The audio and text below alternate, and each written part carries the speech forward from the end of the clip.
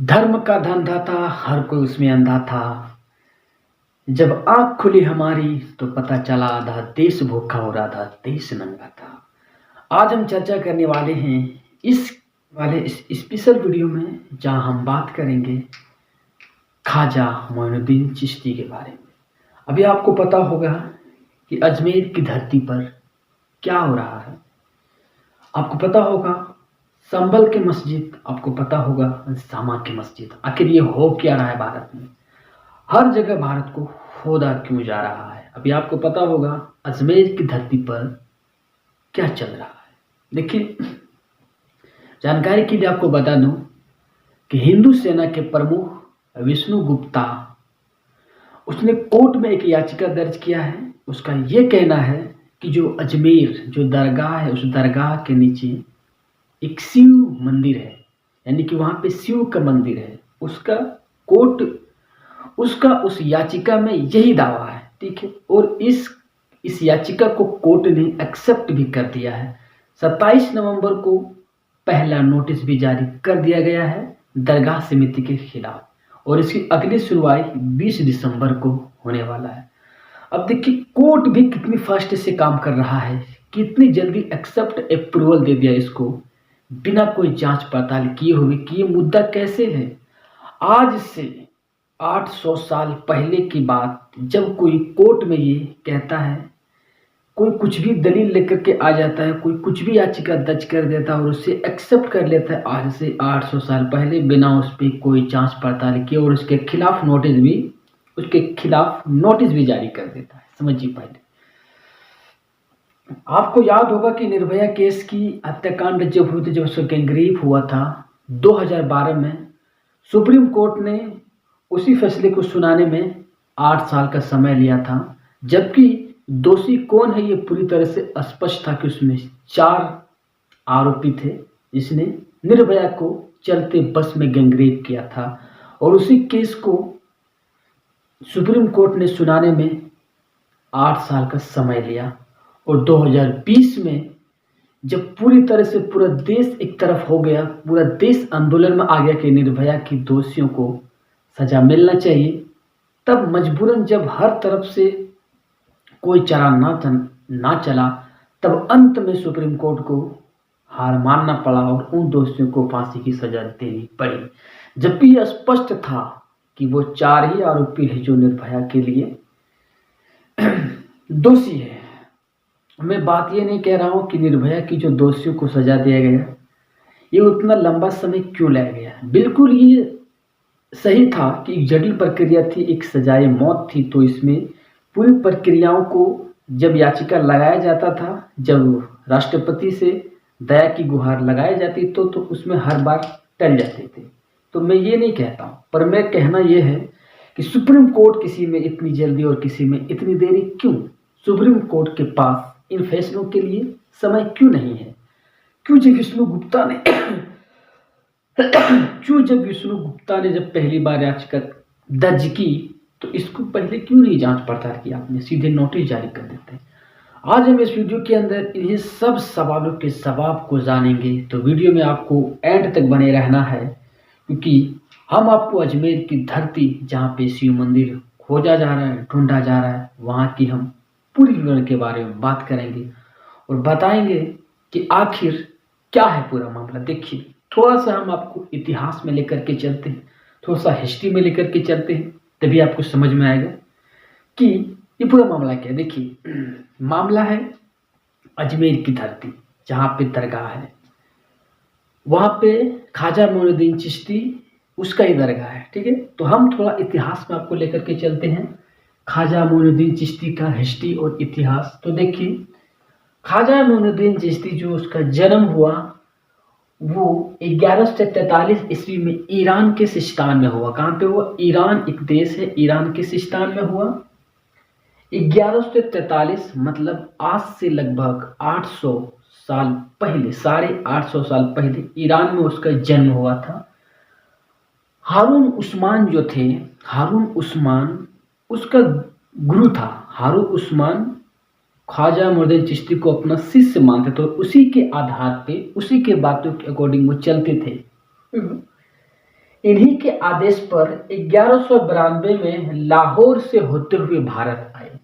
यानी कि हारून उस्मान उसके गुरु थे, तो उन्हीं के बातों के आदेश पर, उन्हीं के कहने पे ख्वाजा पिया मोइनुद्दीन चिश्ती लाहौर कहाँ पे आए, तो राजस्थान का अजमेर जिला के तारागढ़ पहाड़ी के पास, अजमेर जो राजस्थान का अजमेर है वहां पे एक तारागढ़ नामक पहाड़ी है, उसी पहाड़ी के पास आए। उस समय जो शासन था अजमेर और दिल्ली में पृथ्वीराज चौहान का था। किसका था? पृथ्वीराज चौहान जो थे उसका ही शासन था दिल्ली और अजमेर में, समझिए। और उसके बाद कठिनाई क्या क्या, पूरी चीजों को डिटेल्स में समझेंगे। तत्काल आपको हेडलाइन दिखा रहे हैं।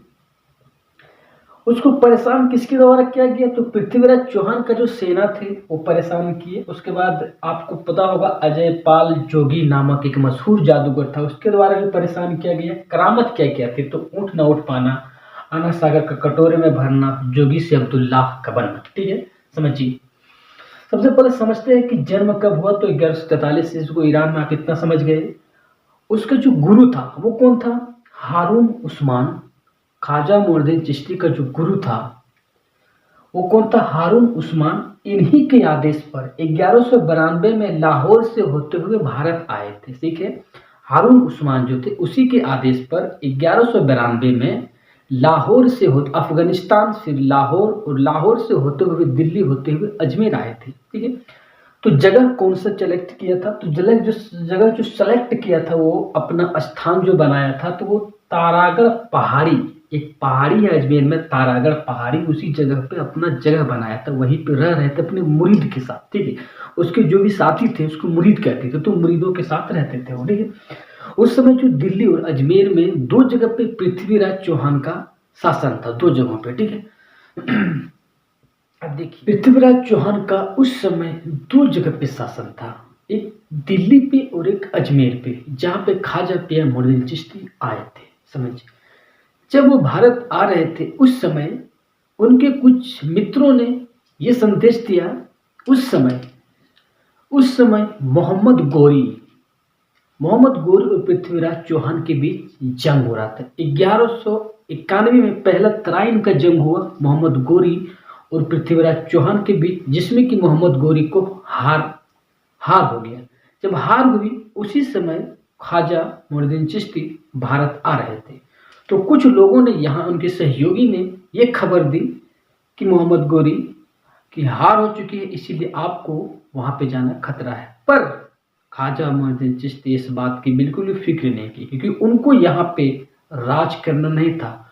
उनको यहाँ पे केवल अपने प्रचार प्रसार के लिए, अपने प्यार, अपने स्नेह लोगों के बीच में अपने धर्म प्रचार के लिए आए थे। यहाँ पे वह सल्तनत राज करने के लिए नहीं आए थे, न यहाँ पे कोई भी आप आपत्तिजनक चीज़ों को बहकावे में, या फिर कहो तो किसी भी चीज़ को फैलाव बढ़ावा देने के लिए नहीं आए। तो वो केवल आए थे एक सादगी जिंदगी, इसलिए उसे इस बात का बिल्कुल भी कोई फर्क नहीं पड़ा कि मोहम्मद गोरी हार चुका है और पृथ्वीराज चौहान की जीत हो चुकी है।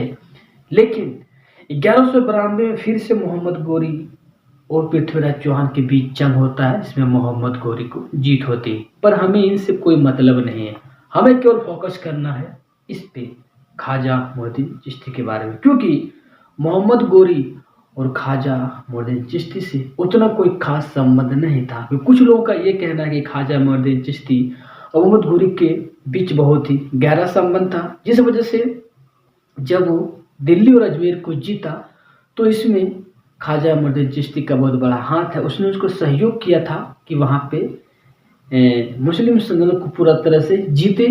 उसको इससे कोई मतलब ही नहीं था ख्वाजा पिया, वो केवल उसको एक सादा जिंदगी जीने के लिए, और यहाँ पे गरीबों लोगों को जो भटक रहे थे उनको एक सही रास्ता और एक सही संदेश देने के लिए आए थे। ठीक है, अब अगर उसे उतना ही होता, अगर उतना ही वो जीतने के लिए, साम्राज्य को जीतने के लिए आते, तो वह तारागढ़ पहाड़ी के नीचे नहीं रहते। कहाँ पे जगह लिया? तारागढ़ पहाड़ी के नीचे।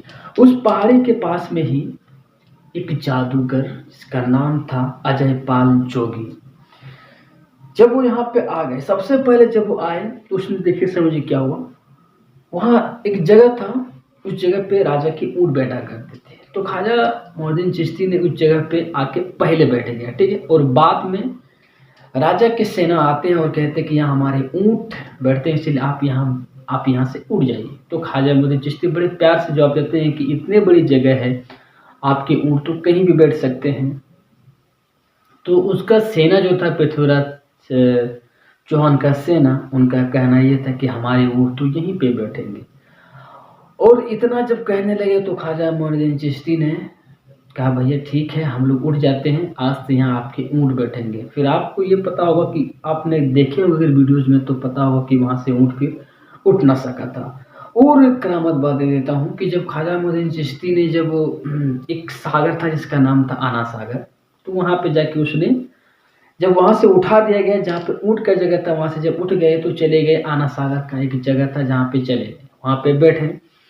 तो जब वजू बनाने फिर पानी का जो भी काम लगता था, तो उनके जो साथी थे, जो ख्वाजा मोइनुद्दीन चिश्ती के जो साथी थे, वो जाते थे उस तालाब से पानी उठाते थे।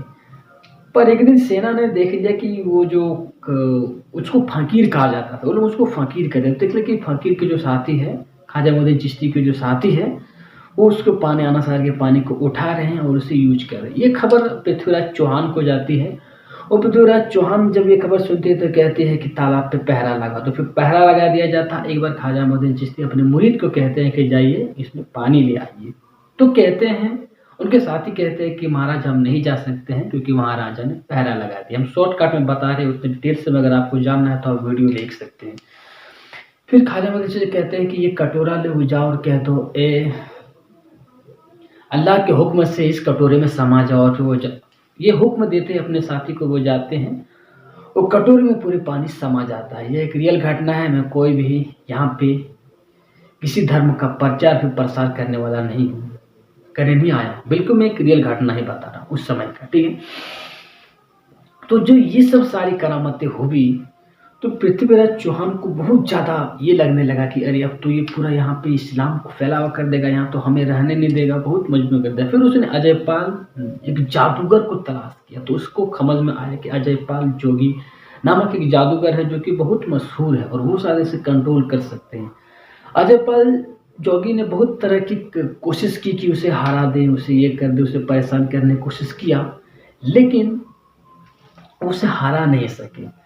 और अंत में जब ये सारी चीज़ों को देखा कि इतनी सरलता तरीके से पेश आ रहे हैं, हम इतने इस पर जुल्म कर रहे फिर भी हमें इतनी सरल से पेश आ रहे हैं, तो अजयपाल जोगी जो था उसके दिल भी पिघल गया और वो इस्लाम कबूल कर लिया।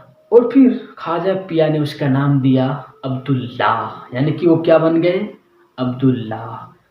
और अब हमें उतना नहीं जानना है, ठीक है। अब हमें जानना ये है कि वहाँ पे दरगाह बना कर, देखिए ख्वाजा मोइनुद्दीन चिश्ती का 1143 में जन्म हुआ है। अब थोड़ा और डिटेल से में समझते हैं कि आखिर जो वो दरगाह बना, तो वो दरगाह कैसे बना, कब बना, किसने बना। इतने सारे प्रक्रिया होने के बाद ख्वाजा मोइनुद्दीन चिश्ती का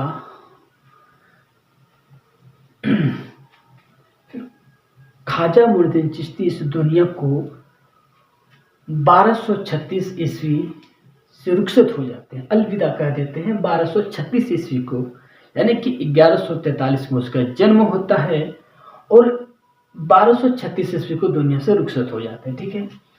दरगाह का निर्माण जो उसके चाहने वाले थे, जो उसके अनुयायी थे, जो उनके सहयोगी थे, जो उनके मुरीद थे, उन लोगों ने वहाँ पे दरगाह का निर्माण करवाया, उनका एक अच्छे से निर्माण करवाया दरगाह का, ताकि उनकी जो ज़िंदगी थी, उनकी ज़िंदगी का एक यादगार पूरे जीवन भर बना रहे और मुस्लिम और सूफी संत के लोगों के लिए एक अच्छी यादगार बना रहे आने वाले तमाम जनरेशन के लिए, ठीक है। अब देखिए यहाँ तक तो हम यहीं तक ही समझ सकते हैं कि दरगाह के निर्माण तक। अब उस जगह पे कोई शिव का मंदिर था या फिर उसे तोड़ा गया, ऐसा कोई भी परमानेंटली सबूत नहीं है ना, क्योंकि आज से 800 साल पहले अभी जो विष्णु गुप्ता ने जो दलील दिया है वो 1911 की किताब के हवाला दे रहा है और ये बात हुई है 1112वीं शताब्दी में, यानी कि आज से 800 साल पहले। अब 800 साल पहले क्या हुआ वो सॉरी 1911 की किताब से क्या संबंध है? आप वैसा कोई किताब या फिर कोई ऐसा दलील दीजिए जो 1200 ईस्वी में हुआ हो, 1200 शताब्दी 12वीं शताब्दी में हुआ हो।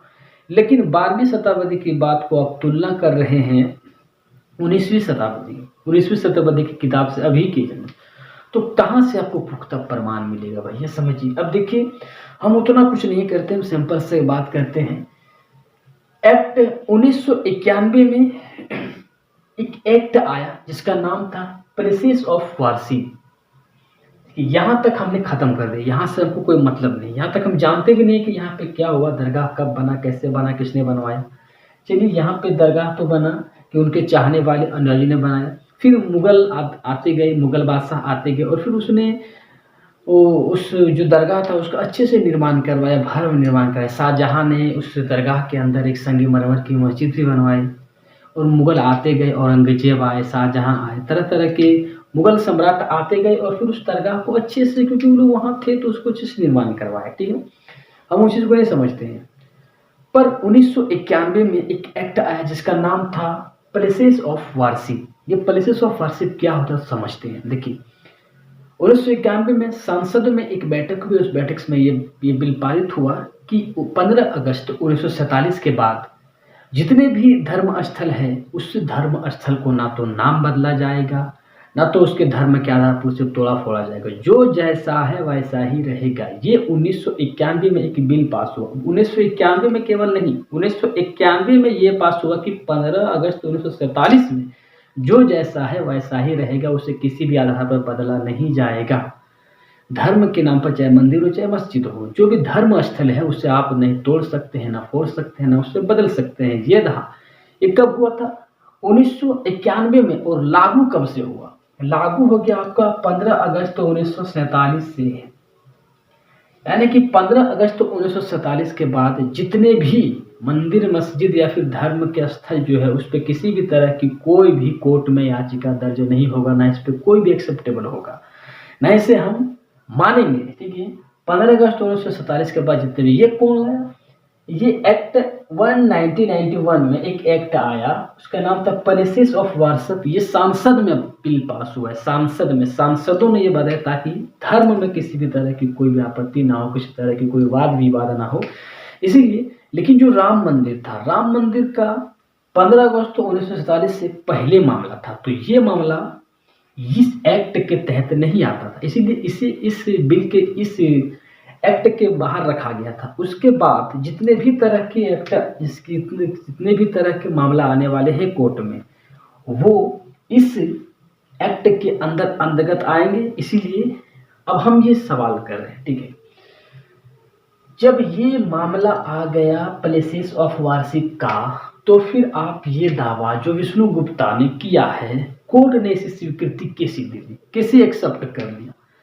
क्या एक इतना बड़ा सुप्रीम कोर्ट होने के नाते उसे एक नोटिस जो जारी किया वो खिलाफ में जारी कर दे? क्या उसे जांच पड़ताल करने की, या फिर इसके लिए उसे थोड़ी सी भी कंप्रोमाइज करने के लिए समय नहीं था कि आप कंप्रोमाइज के लिए समय दे सकते थे, लेकिन तुरंत एक्सेप्ट कर ले, उसके खिलाफ नोटिस भी जारी कर दो, 20 दिसंबर को सुनवाई भी कर दी। देखिए भैया, हम समझते हैं ये कलर है भगवा रंग का और मैं पहना हूँ, तो इसमें से अब ये नहीं कुछ मुस्लिम हिंदू भाई कर दे कि भाई आप तो भगवा रंग पहनने लगे। देखिए, मैं किसी भी जातिवाद का, मैं हर एक धर्म की सम्मान करता हूँ, सब मेरे लिए बराबर है और मैं कलर को डिवाइड नहीं कर सकता हूँ ऑन द सिटीजन। रिलीजन्स के आधार पर मैं अपने कपड़े पर रंग को नहीं बदल सकता हूँ, क्योंकि मैं किसी भी रंग को, हरे रंग को मुस्लिम के साथ संबंध में कभी नहीं करता हूँ, क्योंकि वो कलर है, that's only for a colour, this is not in my religions. ये मेरा धर्म नहीं है, ये कलर है केवल।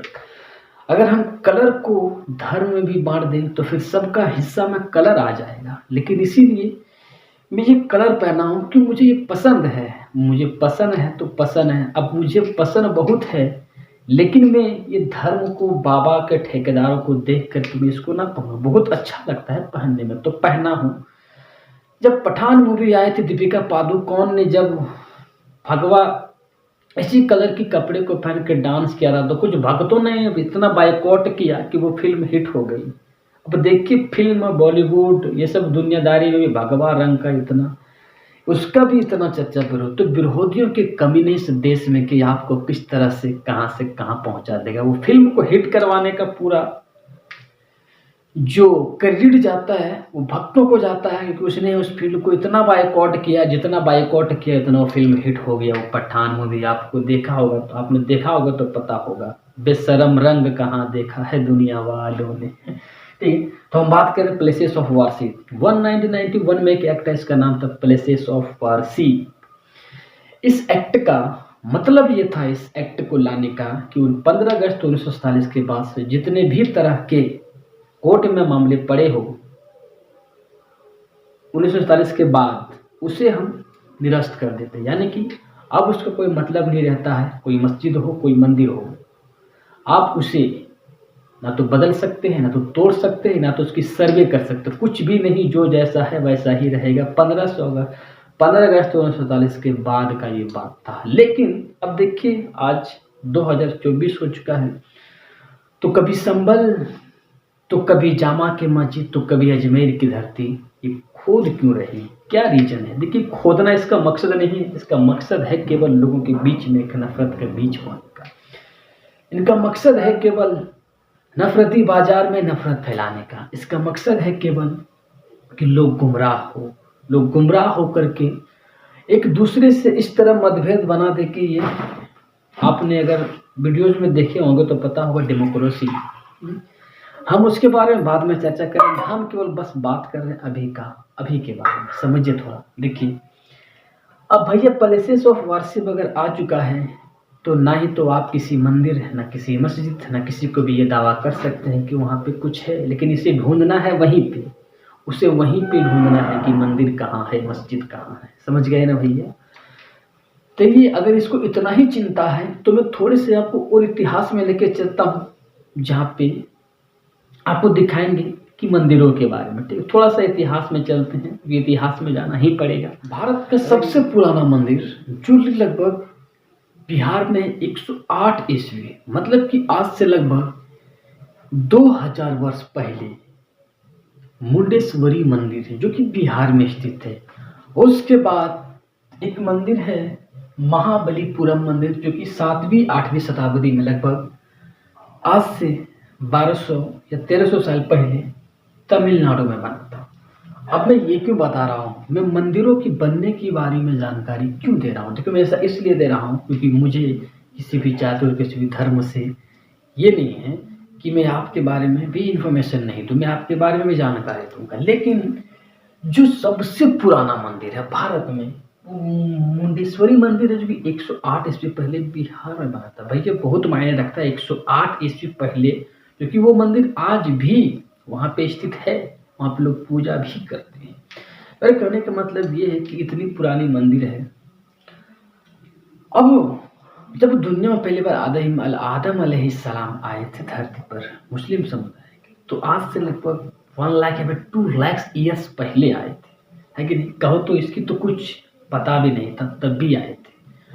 अब अगर हम अवशेष ढूंढना शुरू कर दें, तो जहाँ और यहाँ और जितने भी समय से मंदिर बने थे, वहाँ पे भी अवशेष ढूंढने लग जाएंगे मुस्लिम लोग।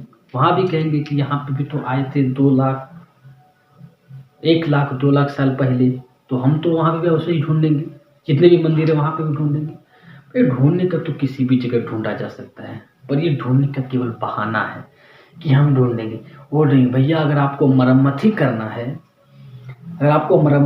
है, मंदिर ढूंढना, तो इतने सारे मंदिरों की मरम्मत करो, उनके अच्छे से देख रेख करो। अब देखिए मंदिर, मैं आपको 1-2 ऐसे मंदिर के बारे में बता रहा हूँ जो कि मरम्मत के अभाव से टूट के बिखर पड़े हैं, उनकी थोड़ा मरम्मत। देखिए, अगर मरम्मत ही करना है तो इन मंदिरों की करो। देखो, कलचुरी काल का मंदिर, ये मध्य प्रदेश में है। उसके बाद खजुराहो का मंदिर, ये भी मध्य प्रदेश में।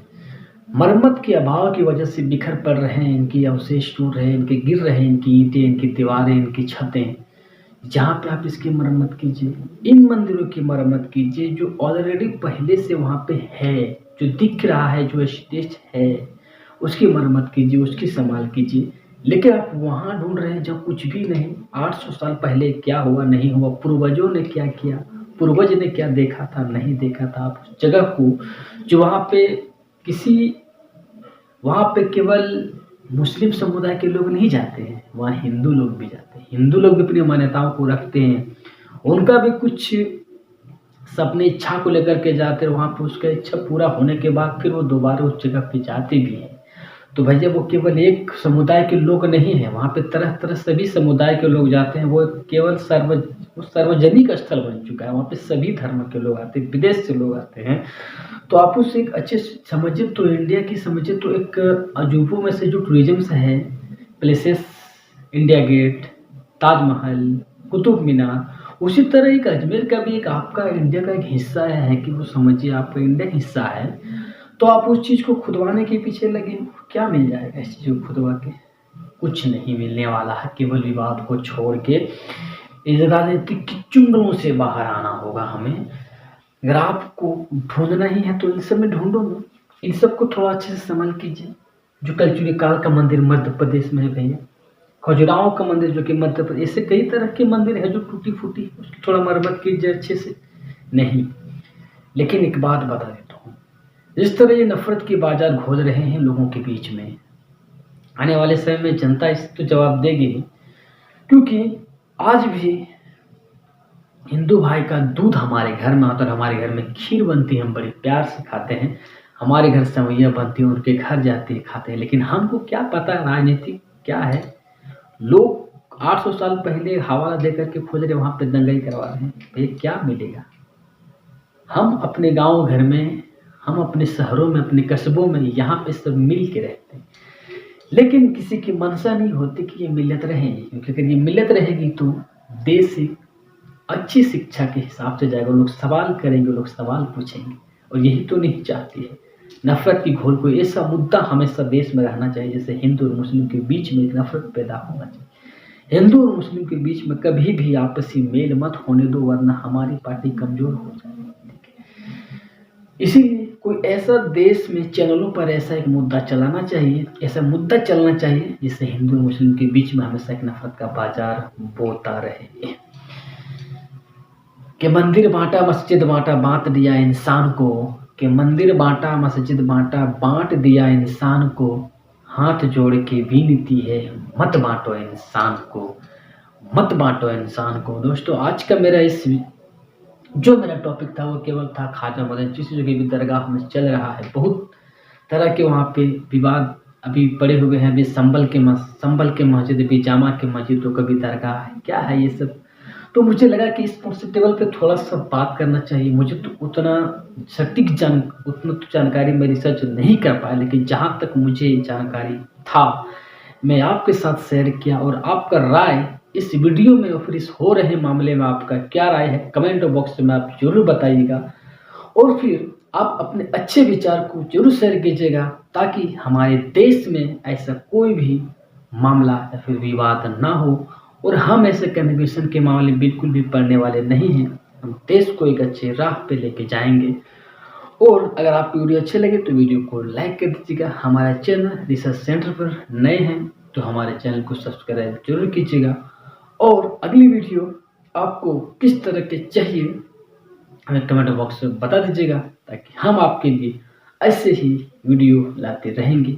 अगर आपने हमारे चैनल रिसर्च सेंटर को सब्सक्राइब नहीं किया है, सब्सक्राइब जरूर करें। मिलते हैं अगली वीडियो में किसी नए टॉपिक के साथ, तब तक के लिए जय हिंद, जय भारत।